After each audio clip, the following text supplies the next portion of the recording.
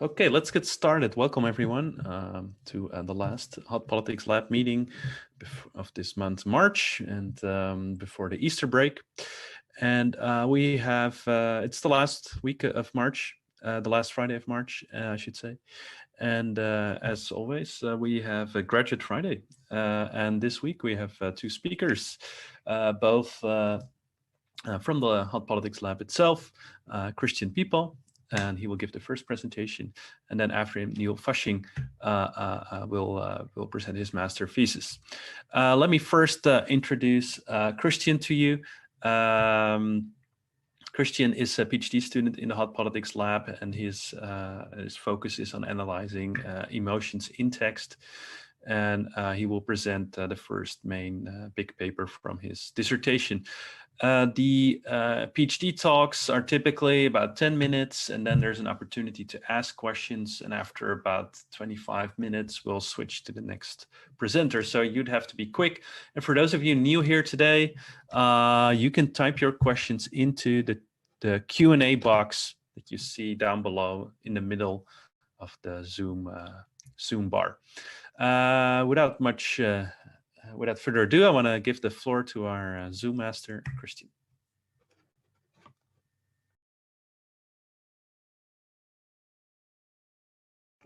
All right. Thanks for the introduction, guys. I hope you can see my slides well. So I'll be presenting the first big paper, which is looking at emotional rhetoric in parliamentary debates. And I will mainly focus now on the specification of our models and the results here. I will go very quickly over any background because I already covered that in my autumn talk when I presented my pre-analysis plan. So I don't think I have to convince anyone here why emotions are important. What we want to look here specifically in this paper is the connection between how politicians respond to systemic changes in their countries with the way they speak, with the emotions and the rhetoric. There are a couple of studies out there that looked at that, but always in a very limited way, either just looking at one country, one specification of a model, very special circumstances, like just looking at elections. So the research question that we ask here is, what factors are associated with the development of emotional appeals in parliamentary debates over time? We have a couple of hypotheses that I quickly go through.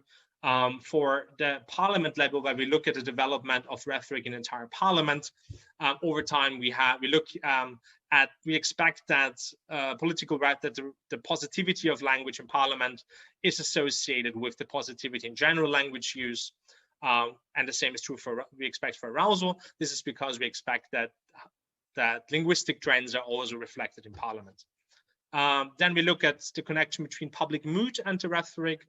So we expect that subjective happiness in society leads to more positivity in the language of parliamentary debates. And we expect the same for objective measures of well-being.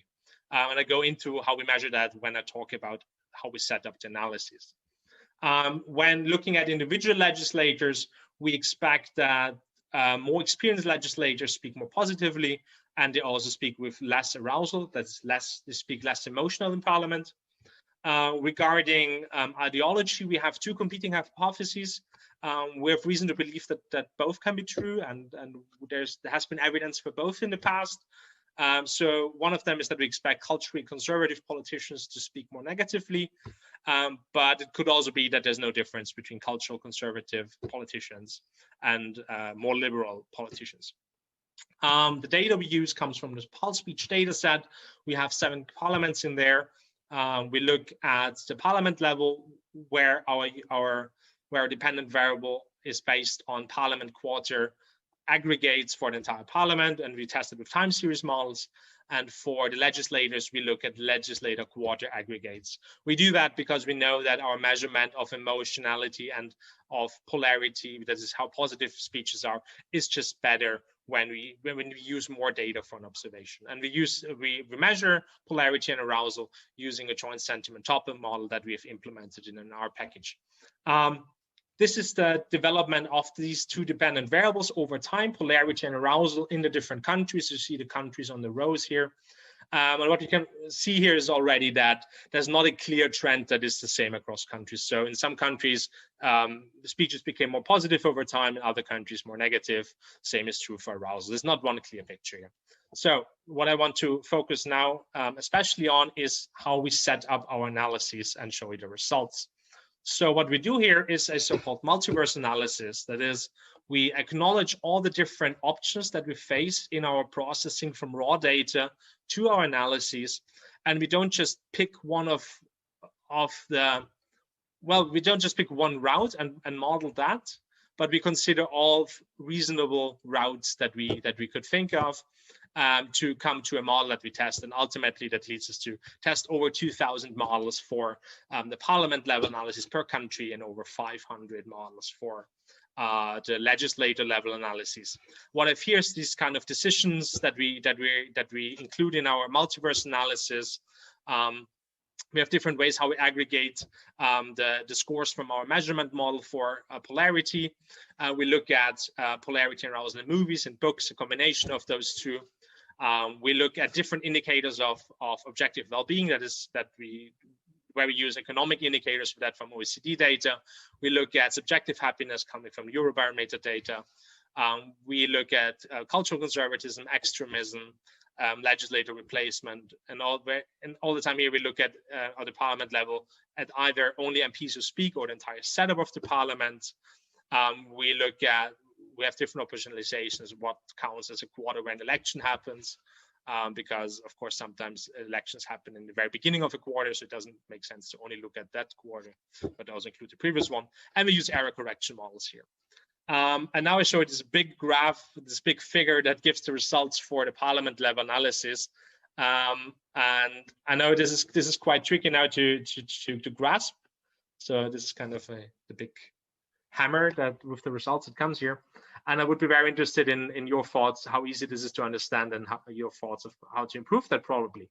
So what you see here is that for each variable, which are the columns, you see the distribution of effects across these approximately 2,000 models for each country.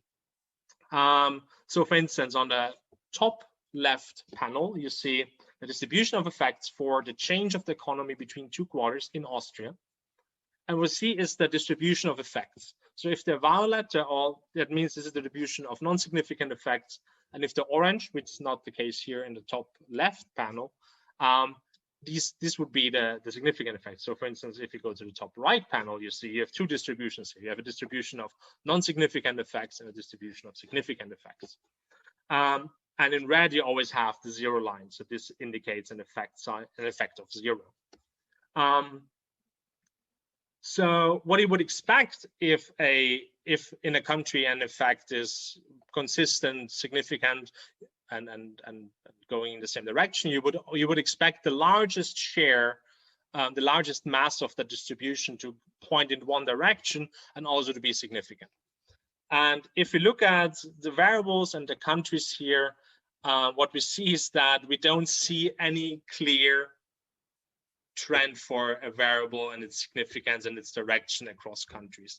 So we have some countries, for instance, Sweden and the change in the economy, that is the second row from the bottom and the most left column. There we see the largest share of effects from these models in that country is significant and positive. So that means a change in the economy. So if a change that the economy got more better is associated with a change towards more positivity in parliament.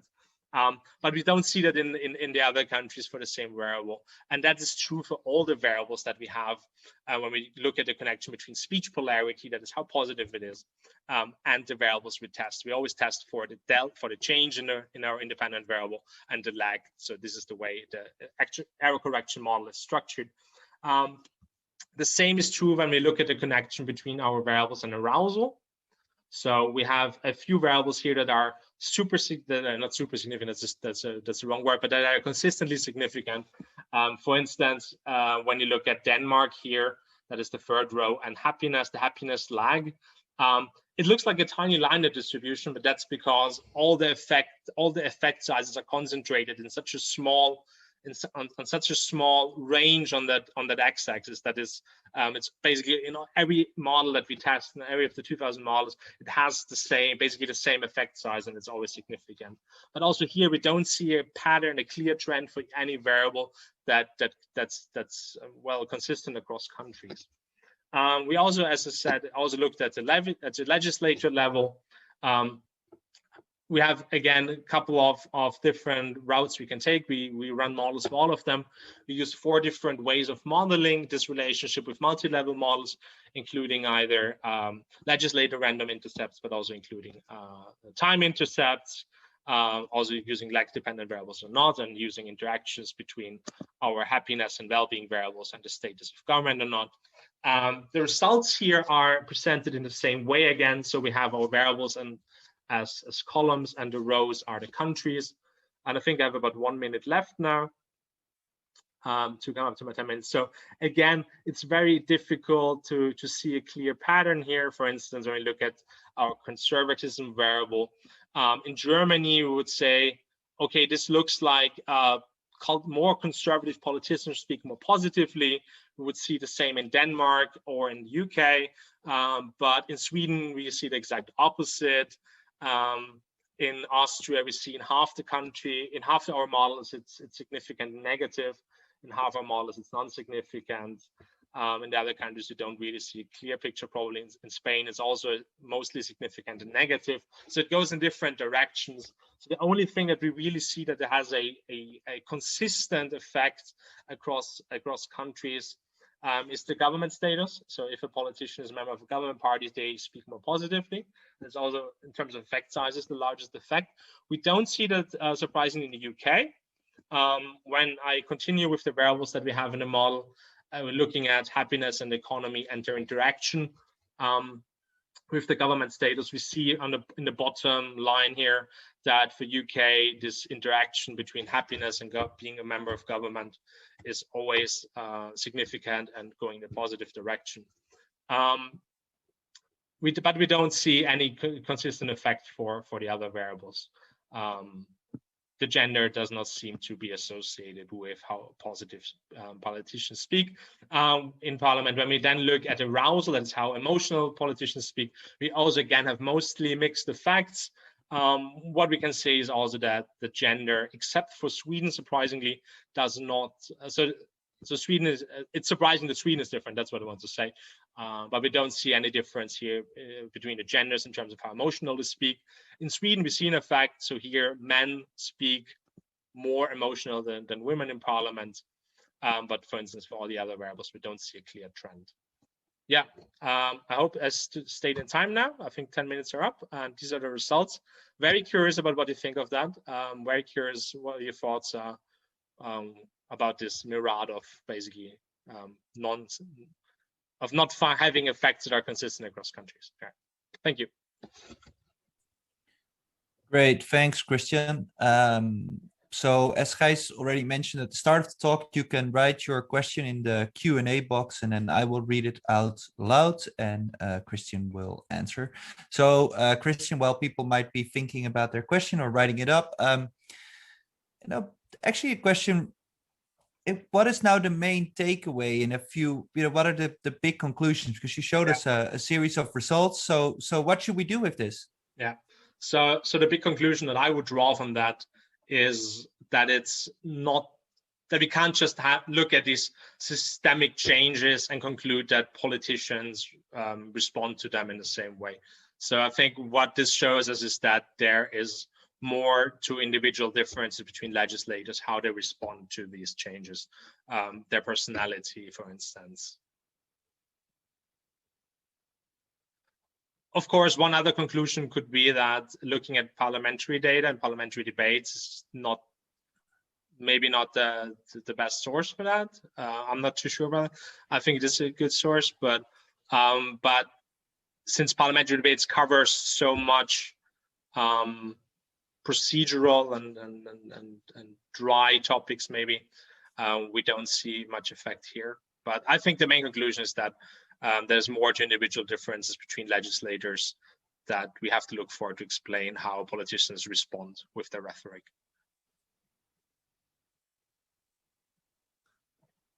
Yeah, so at the beginning of your talk, you said, well, the existing literature focuses either on a country, a specific model, or a specific event. So what do we then gain here from this aggregate level analysis? Yeah, that's a good point. I think it's very easy here to I mean, if you look at the results here, and you would only study the UK, you would say, all right, conservative politicians are actually speak more positive than liberal politicians. If you would look at Sweden, you would conclude the opposite. So if you base your analysis on one country because you just have the data, for instance, for that one country, or it's the easiest way to do it, then you might get very misleading results. And I think if you do it in this very systematic way, looking across countries, looking across different organizations of variables, different ways of modeling, you get a more full picture that shows that these conclusions you might get from these limited studies, that they just don't hold in the bigger picture. Yeah, thanks. Gijs? How robust do you think your results are against different operationalizations of the dependent variable?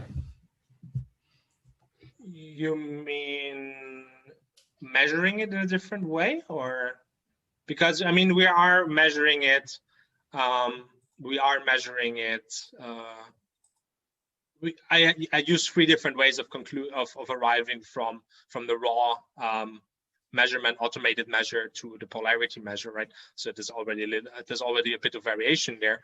But you mean if I would use just hand-coded data, or? Yeah, or regular sentiment analysis, or?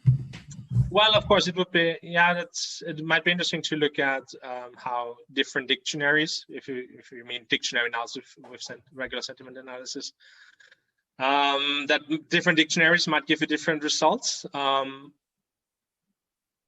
think the way we do it is the most robust one, because we're not relying just on one dictionary and its drawbacks that a single dictionary would have, but we are tying it to our corpus by including it in the measurement model. So we're tying a dictionary that and make it more specific and more, we make it more specific for our corpus. So I think in that sense it's more robust than just using any other dictionary. Great. There's a couple of questions in the chat. Let's start with Haley's question. Hi, Christian. Thanks for this. I don't quite understand the happiness times government interaction with the UK. I see that for the UK, being in government, unlike the other cases, didn't have an effect on the polarity. Could you briefly cover that government times happiness interaction again? Yeah, that's a good question. And to be honest, I'm not 100% sure what to think about that myself. But what I think is what's going on here is that, well, first of all,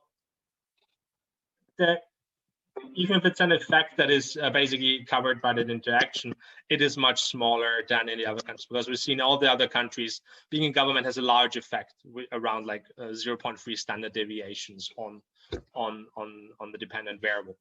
Whereas when we look at the UK and also look at the interaction, this is a very small effect. It's like 0. The descent of the distribution is around 0.035 standard deviations. But I think that the way I would interpret it is that it's not just it's not that government MPs speak more positively, but it is government MPs that speak more positively when their people in their country are more happy, and vice versa. But it's a much smaller effect, and I don't really have an explanation why we don't see that effect on that scale in the UK compared to the other countries. All right. Next question is from Matthijs Roduin. Cool study, Christian. I have a question about your hypotheses. H3 and 4 concern the public mood, and H1 and 2 linguistic trends. I was wondering, to what extent are these effects separate from each other? Wouldn't it make sense to expect that the public mood affects general language, and this then affects parliamentary debates, and hence we see mediation effects? For example, subjective happiness increases positivity in general language, and this then makes debates in Parliament more positive. Yeah, well, that's a good question. I think this is the main reason actually why we included it in why we look at the development of general language. But well, the first thing is that in the error correction model, it tests for the influence on these variables on each other, right? So it should cover that. So what you have left here with the estimates for each variable is this individual effect it has on that's left. That's the isolated effect that variable then still has on the dependent variable, considering the development of all other variables. So it models these things simultaneously. So I think that is exactly what you're thinking about. Correct me if I'm wrong, though.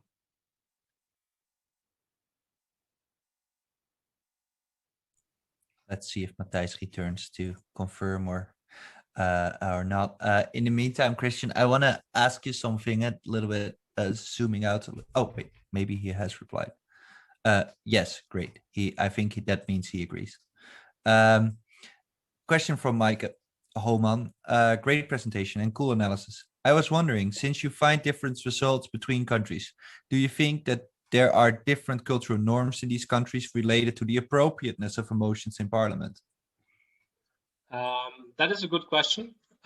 So what I want to say first is that I think it's now very tempting, of course, to think of why we see an effect in some country and why we didn't see the other, and I think it's quite easy to find a story that would explain that post hoc now. But that your specific question about cultural norms, maybe, right? I don't know. Might be the case, might not be the case. But I think it's very difficult for me here now to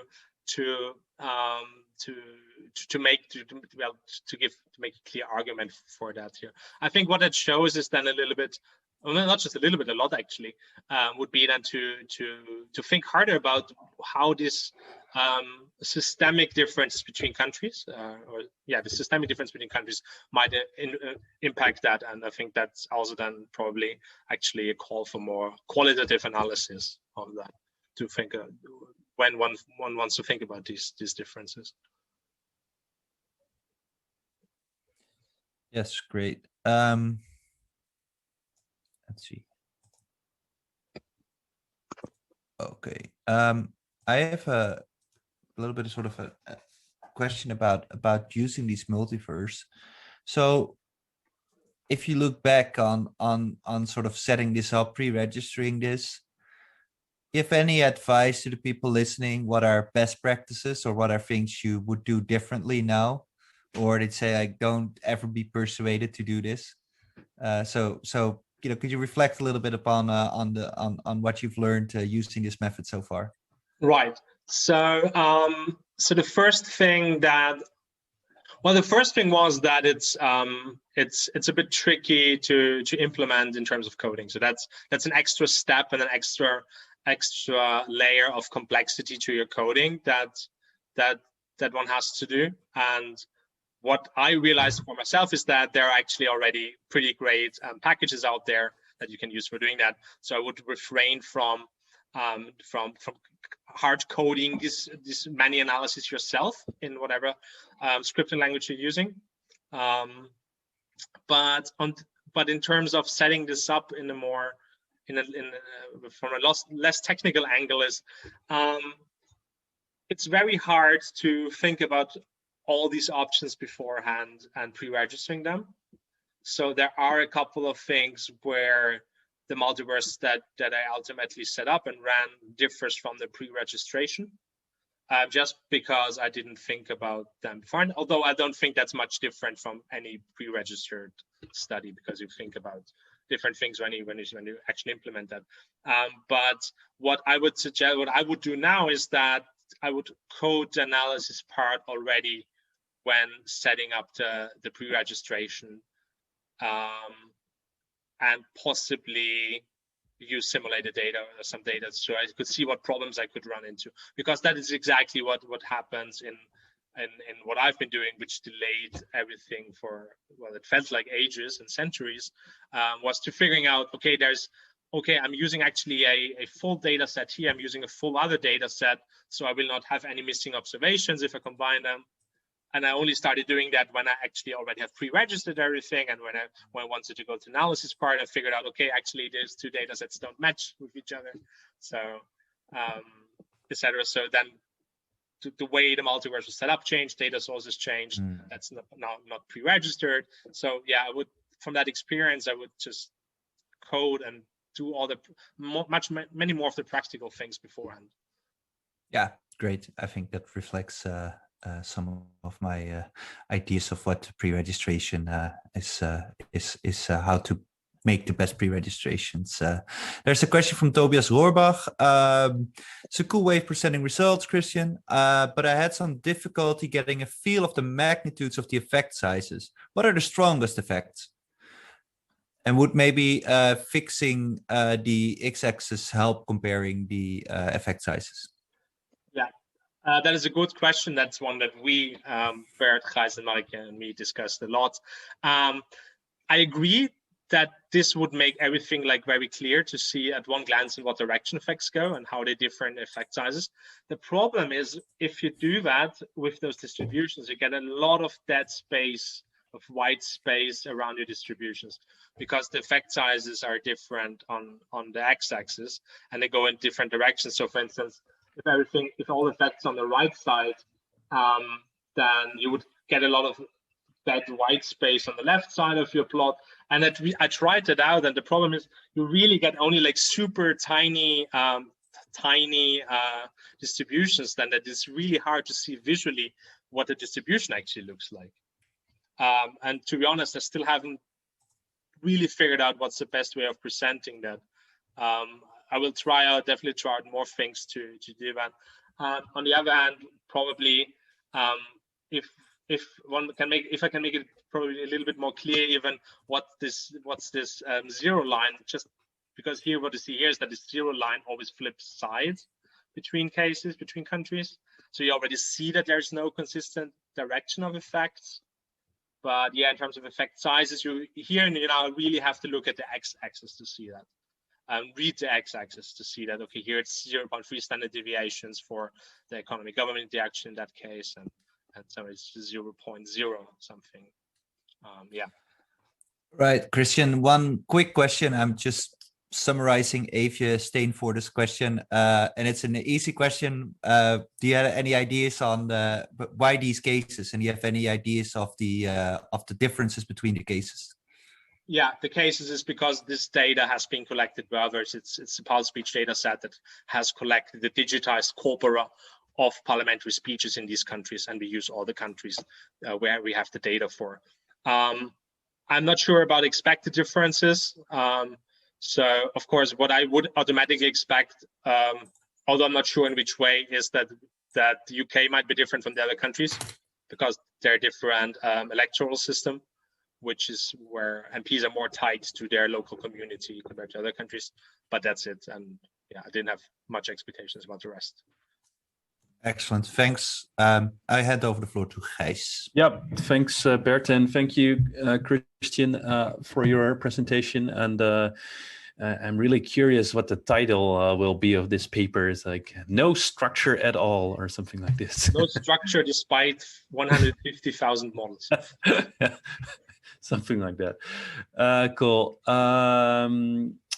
Let us continue to the next speaker today because we don't have that much time. Neil Fasching, currently finishing up his master in communication science at the University of Amsterdam, and also he heard this week that starting in the fall, I assume Neil will be starting as a PhD student at the Annenberg School of Communication at the University of Pennsylvania. So congratulations, Neil.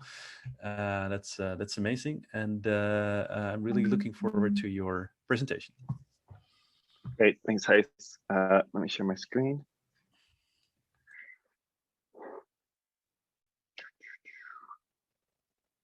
All right.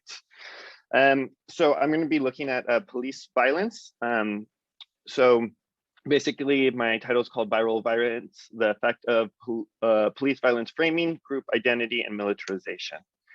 So I kind of got inspired by basically the reaction to the George Floyd video in the United States. And there was a big reaction to how the police had handled that situation. Protests were held, lots of discussions were held. And still to this day, this is a very big topic of discussion in the United States. But it wasn't just these protests. There's also protests more also on like the right-wing side of things. Like there's anti-abortion protests.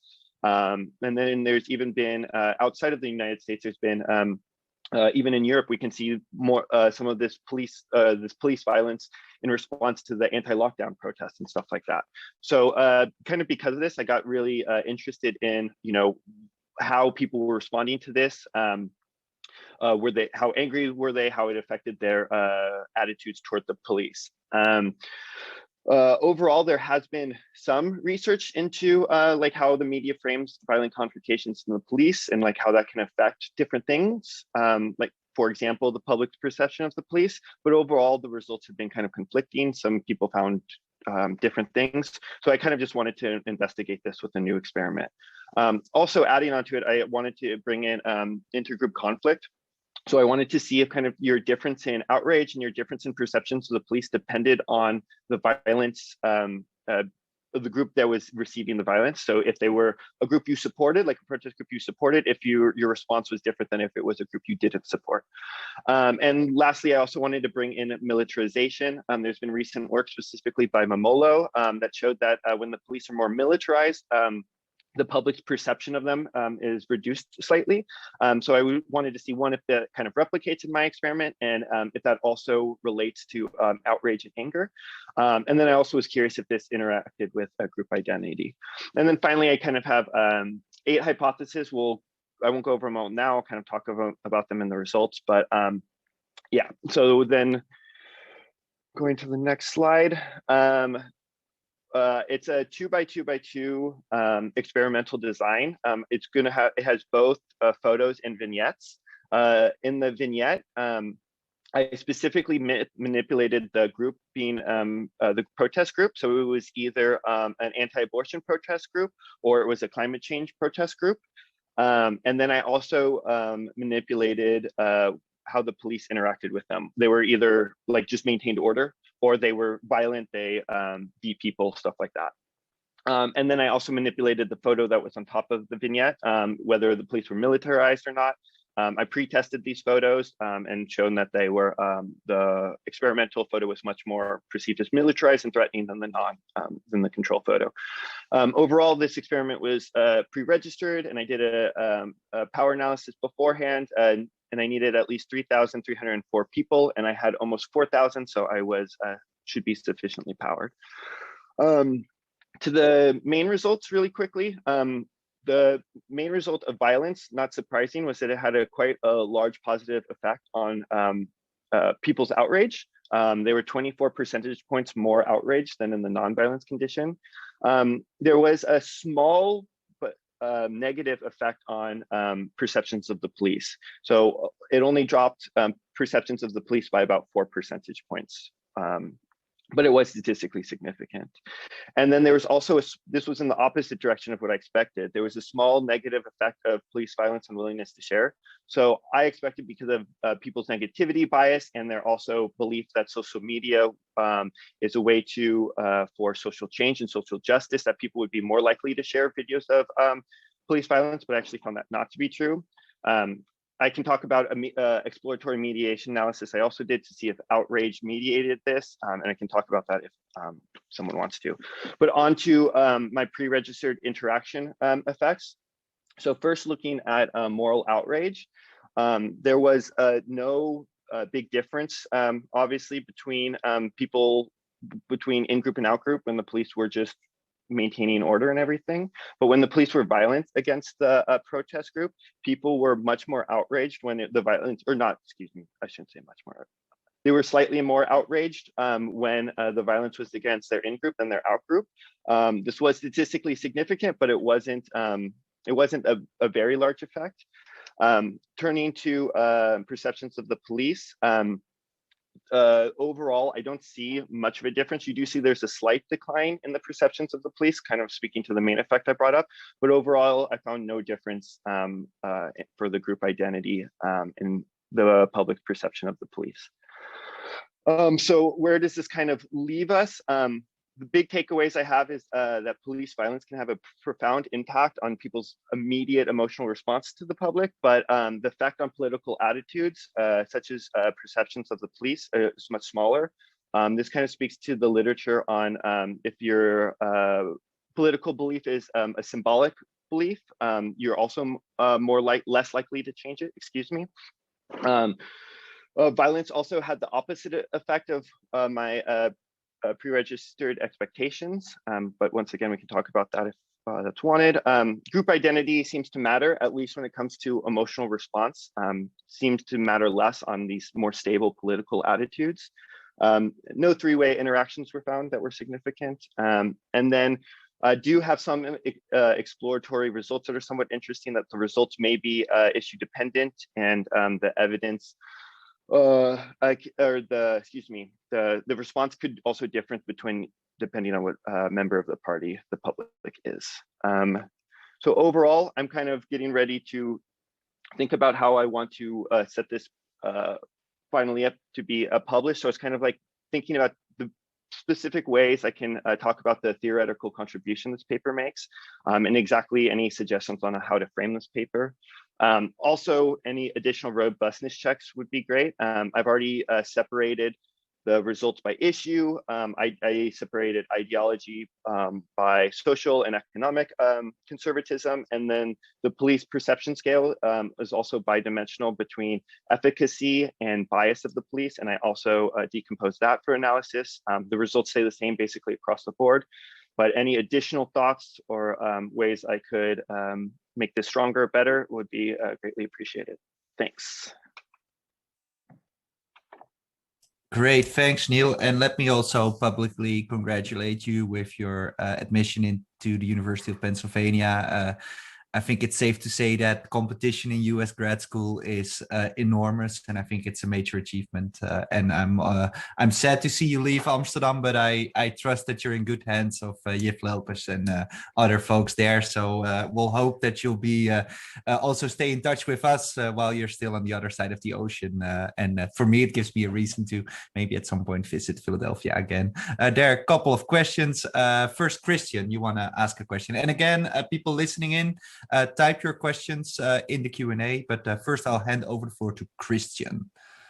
Thanks a lot, Neil, for the presentation. A super cool experiment and very nice presentation. Not so much a question, just a little thought that I had. Your results, can you go back one slide again? Yeah. What you show is that your effect on news sharing is going in a different way that you expected in pre-registered. Oh wait, sorry. This slide, yes? Yeah, exactly. So that violence had opposite effect on willingness to share than pre-registered expectation. What I was just thinking now is that for a different project, I started to look into the news sharing on social media, literature and papers. And actually, that's not a very clear picture there, but that's my impression. That so a lot of studies actually find that more positive news gets shared more on social media than negative news. So maybe this is not that clear, not that settled to have. Yeah. So maybe that's not that weird that you find that result. Yeah, no, that's a good point. I'll definitely try to bring that more into the discussion of the paper I'm writing. What was also interesting about it too was while doing the mediation analysis, we also found that if people were more outraged, they were though slightly more likely to share. So so it was kind of like, oh, the violence in general people might not like, but if they are a little outraged by that violence, then maybe, yeah, that was kind of interesting. Wait, Neil, and now we're going to go to the Q&A questions. So you can read along, but I'll read them out loud so the people in the that are listening can also hear them. First is from Haley Kelsall. Hi, Neil. Really neat and impressive study and interesting results. I've missed it, but was wondering how you measured police perceptions. I was surprised that these evaluations didn't differ by group identity. Yeah, so I used for the police perceptions, there's the perceptions of the police scale. It's a 10-item scale that asks people questions like, do you think the police do a good job? Do you think the police keep people safe? Do you think the police are biased against ethnic communities? So it's just 10 different items like that. And so half of those, or a little more than half of them, were just if the police do a good job, their efficacy. And then I think 4 out of the 10 were whether the police were biased in their policing. And so then, yeah, I just used those 10 items. And I also was quite surprised to see that the group identity differences weren't there, but it's what I found. Great, thanks. The next question is from Micah Holman.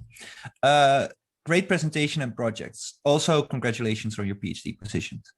I have a clarification question. Could you elaborate a bit more why and how you measured the dependent variable? So that's the same question, but especially also if you could talk a little bit more about how you measured moral anger and outrage, as well as the willingness to share. So the other 2 dependent variables, how were these measured? Yeah, I should maybe next time clearly go over the dependent variables a little slower. For moral outrage, I used the moral anger scale that was used in social psychology. It's a 3-item scale that asks, in response to whatever you just read or witnessed, how angry do you feel, how infuriated do you feel, and how outraged do you feel. And then I just collapsed those three items to make a single measure of moral anger and outrage. I did also look at if the results differed if you didn't decompose the scale, and I didn't find any difference there. But so that is how I measured moral anger and outrage. As for willingness to share, originally it was going to be like a Likert type scale question of 5 points, like how willingness were you likely to share this. But just looking at the other research, a lot of people were saying that they didn't find that to be a very valid indicator, because people a lot of times would say they were slightly willing to share something even though they were never actually willing to share it. So the suggestion was just to do a binary, would you be willing to share this, yes or no? And so that's what I adopted for the study. So quick follow-up for clarification, Neil, what's the distribution of that variable? Like how many people say that they would be willing to share this? Yeah, it was something like 75-25. 75 said that they would not be willing to share. 25 said they would be willing to share. But that also makes sense, at least a big high percent that wouldn't be willing to share, because if it's like the non-violence condition where nothing's happening, like you're like, oh, it's not much of a story anyway. So no, and it's hard with self-reported intentions in media behavior, and that's a hard outcome variable, obviously, to capture. The good thing is you have the sample size on your side, so there's still, with 25%, a lot of people also that would be willing to share this. Gijs, you have a question. Yeah, thanks, Neil, for your presentation. It's really great you got so many respondents. And you don't often see that in a master thesis. That's cool. Thinking about the framing, I think what surprised me most in your presentation was that even if it was an outgroup being presented, there's a huge increase in moral outrage. Right? It's actually the difference. Can you go back to these results, Neil? Yeah, that would maybe help. Sorry, let me go to the one that has all of them. There we go. Yeah. So I guess you kind of said that, right? You expected the difference to be much larger in the violence condition, and this is from 0 to 1, I assume, or? Correct. Yeah. So it's actually from 0.2 to 0.5, or in the other condition from 0.2 to 0.45 is like a huge increase. But I mean, in some cases, I would even have expected the moral outrage to decrease, right? So it's like, so if I can give a suggestion regarding framing, then I think it would be this. that this is by far actually the most interesting result. What I wanted to ask you is that you hinted a couple of times at differences between issues. So maybe you could say a bit more about what these different issues, and I assume that the in-group, out-group is associated with the issue, and what then the differences in these results were. Yeah. So let me just like kind of walk you through a little bit of how I kind of got there. So the first thing I thought was like, let's separate these issues a little bit. So I separated the abortion issue from the climate change issue. And what I found is like the group difference was really being driven by the climate change protest. That in the anti-abortion protest, that the group difference, people were just more outraged whether or not they supported it. But in the climate change, if it was someone of their outgroup, like if you didn't believe in climate change, overall, you really weren't more outraged that much or at all, really, while there was the big effect for climate change. So that kind of like led me to believe maybe there is a difference going on by ideology or party. So I kind of thought, oh, like maybe there's something going on here. So then I also wanted to look at the interaction of the violence condition by party identity. And then what I was seeing was that Democrats were more outraged for both of the issues than Republicans, and also looking at just ideology, liberals, same thing for conservatives. So then I was like, oh, maybe this kind of shows that that there's going to be that the issues here really matter, that it, depending on the issue, if it's salient or not, like that there's something going on here. So then I also just wanted to look at the interaction between violence and party identification, but then also separate this by issue.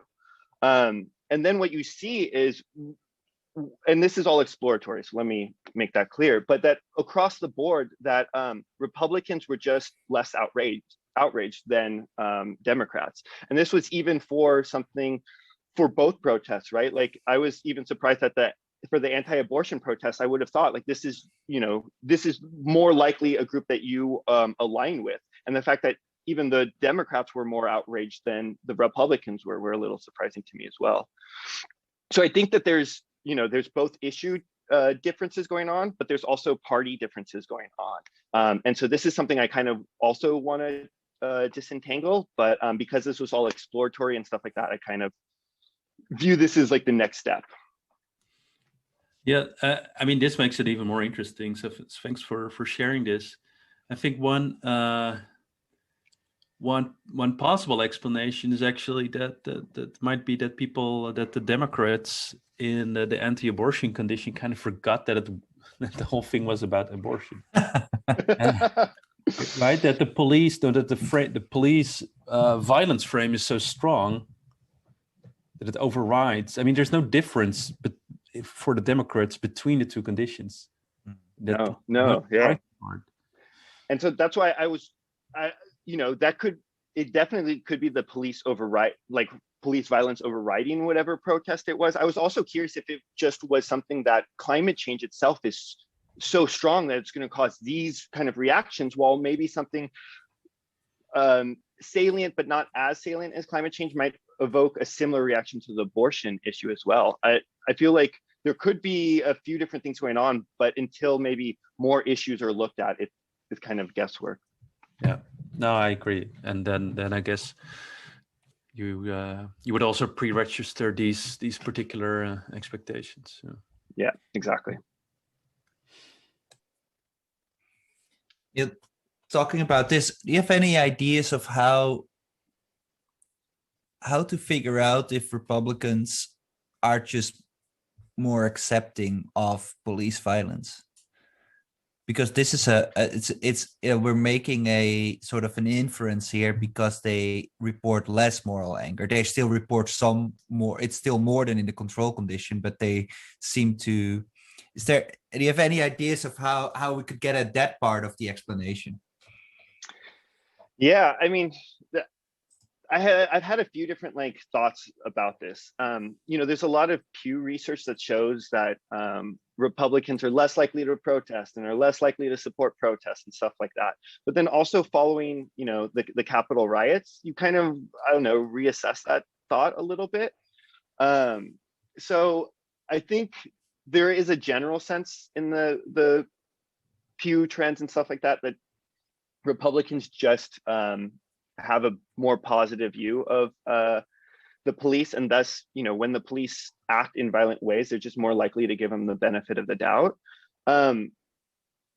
But, you know, I think I also want to like question that, because just of like the more recent riots and stuff like that, like I think a lot of it has just been conditional, that you just automatically assume, oh, I'm pro-police, blah, blah, blah. But when you put someone actually in the, like put it inside of an issue where it's also identity dependent, then you can actually start to disentangle this.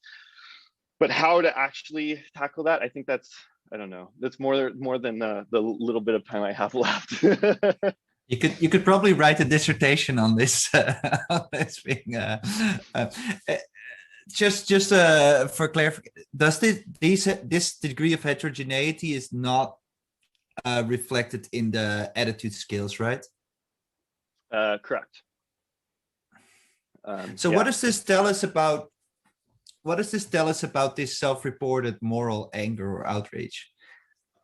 Is that what is that? What do you can move people quite substantively on this sort of self-report moral anger questions, but then on the attitudes don't. So what are your thoughts on what is this? Is this just signaling of or is it an actual felt feeling that people have? Yeah, no, it's a great question. I mean, at first, when I first envisioned this project, it was just going to be outrage, not even just moral outrage. And the original plan was to actually be in the lab and have people hooked up and show them pictures or videos or just some type of police violence. And that way to see an actual physiological response. Due to, you know, Corona and things like that, obviously the design had to change. So it also changed to moral outrage. And I think there is something to be said that like moral outrage and outrage, you know, it was a shift in variables. And, you know, I think to some degree it is just signaling. You, of course, oh, people are violent, I am going to be more outraged. But I also think to some degree, it does reflect, no matter what, that like some people just were less outraged to certain things. I don't think it's a great measure. I think it would be great to do this along with like physiological data so you could compare it. And yeah, at least in the fact that it's moral outrage, I think the fact that it was a self-report makes it a little more of a valid measure than if it was just, you know, how angry or outraged are you versus like how more like morally does it affect you. There's a last question, I think, before we start wrapping up. It's a question from Matthijs Rodown. Thanks, Neil. Fascinating study and also very interesting finding. People are outraged in the case of violence, but it does not affect their perception of the police. The big question, of course, is why? Could it be that people are likely to think that this is just one incident? In other words, this is not systematic police violence. Maybe the perceptions of the police will only become more negative once respondents are continuously exposed to such messages. What do you think? In a follow-up experiment, it might be cool to work with repetitive exposure. Yeah, no, this is a really great point. It was one of the things I kind of was struggling with, even coming up with the stimuli of whether to make it just about one protest and this one issue and this one reaction by the police, or to try to make it a little more systematic. We just, for the sake of clarity, and we went kind of with the one event. But I think there is something very much to be said that like some people might just view it as like, oh, the quote unquote bad apple argument, where like, oh, it was just like bad officers, or that event was just a bad event. So like, I'm not overall that outrage, or it's definitely not going to mess with my perception of the police. But I think there's, you know, definitely something to be said where if it is repeated, it's harder to make that internal argument that it's bad apples and stuff like that. It's then it becomes systematic. So I definitely agree that I think that would definitely at least help solidify the outrage, and then might make the differences in police perception more pronounced. And maybe even then there is group differences, but at least at the moment, it's hard to know. But I think the idea of doing a repeated exposure as a future experiment would be really cool. Did the public opinion of the police change substantively after the Floyd the incidents? Did Pew track that? Yeah, so there was, Pew tracked that. So it was the biggest drop that they had recorded in like between times that between waves, excuse me.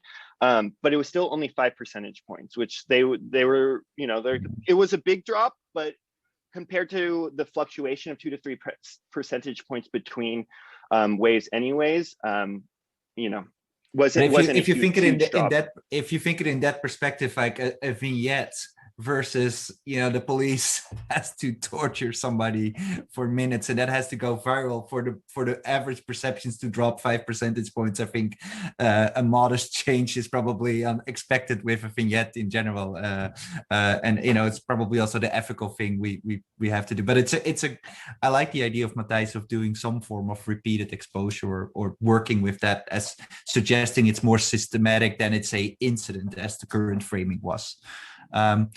Neil, I'm gonna once more thank you, and once more emphasize that I do hope you're gonna stay in touch with us in the coming years, and that also some of the work you're gonna do with Jiv, Lelkes, and other great people at Edinburgh, that you'll at times wake up at 9 o'clock and be present in the Hot Politics Lab, which maybe at some point will be more hybrid, but you're always gonna be welcome in our lab. So Gijs, the floor is yours. Yeah, I just want to second what Bert said. And Neil, if there's any way that you can amend the experiment where you could let people listen to "Fuck the Police" from NWA, I think that would be awesome. Or at least call it the "Fuck the Police" effect. I mean, that would be, you wanted to hear something about framing. No, you need something catchy. Maybe. It's almost 4 again, and let's preview the schedule for the coming weeks, because next week we celebrate that Jesus died, and so there's no meeting. So our next meeting is on April 9th. Diamantis Petropoulos Petalas will present on his the new work that he will be doing in the Hot Politics Lab, and I'm not exactly 100% sure what it will be about, but it will definitely have a strong neuroscience perspective. So if you're into that, then I definitely invite you to come. The week after that, we have Teresa Kuhn, who will talk about the effects of European identity. The week after that, we have Liz Connors from the University of South Carolina with a talk about partisan social pressure and effective polarization. And the week after that, April 30th, the old Queen's Day here in the Netherlands, but no longer a day off, but rather a day for graduate students to present in the Hot Politics Lab. And Tobias Wittmann will present an interesting project titled "How Renewable Energy Divides Politics, the Impact of Wind Turbines on Moral, Emotional Language in Political Discourse." Since they're building a wind turbine, well, practically sort of next to my door, I think this will be a super interesting talk for me. Is it a case study, guys, or not? Yeah, maybe it is. I'm really excited about this stuff. And the other talk will be by Maaike Homan. And I think she will talk about the perceptions of seeing emotions in faces of politicians. Now, it's 4 o'clock exactly, so I want to thank you all for participating today, and wish you a great weekend and a great Easter break, and hope to see you soon after that. Goodbye.